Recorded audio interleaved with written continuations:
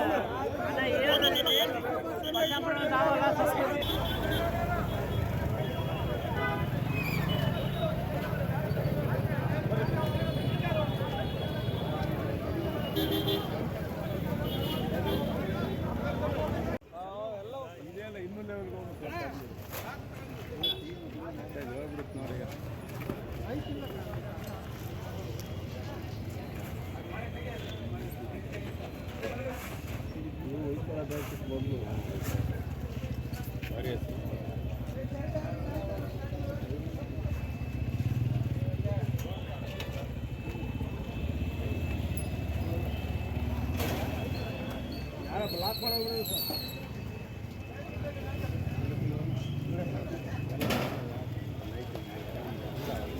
ಅಡೋಗ್ತಾರೆ ಅವರೆಲ್ಲ. ಆದರೆ ಇನ್ನೊಂದು ತಗೋಬೇಕು ನಗರದಿಂದ ಎಲ್ಲಪ್ಪ